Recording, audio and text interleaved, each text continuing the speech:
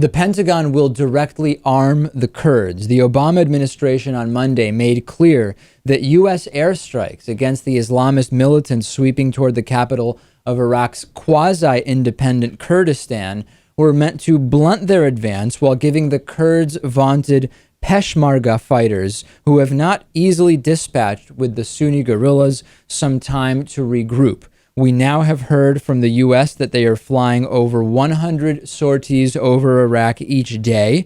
And the key quote from Lieutenant General William Mayville, the Pentagon's director of operations for the Joint Staff, said, "In no way do I want to suggest that we have effectively contained or that we are somehow breaking the momentum of the threat posed by ISIS." So it's clear, Lewis, that while these airstrikes have allowed thousands of Yazidis to be released to go free from from being held captive by ISIS, while they have been somewhat successful, it's very clear that the Pentagon does not believe that this is at part of any kind of broader solution, and there is going to be now direct arming of the Kurds. And many liberals agree with this.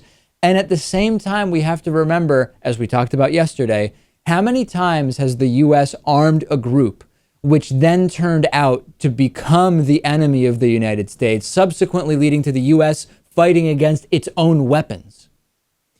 And not necessarily this group becoming the enemy, but those weapons, they stick around. And who knows what happens with this group in the future, where they put these weapons, who they sell these weapons to. Or simply who takes the weapons from them. Right.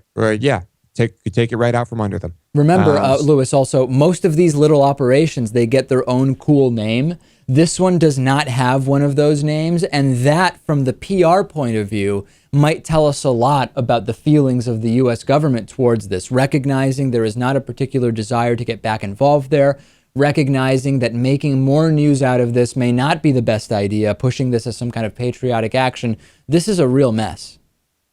It's a mess, but I guess giving the Kurds weapons beats sending more troops to Iraq. So this is a problem that we have to deal with. And I guess I'm all right with this, but it certainly wouldn't surprise me if we start getting shot at by these guns 10 years from now.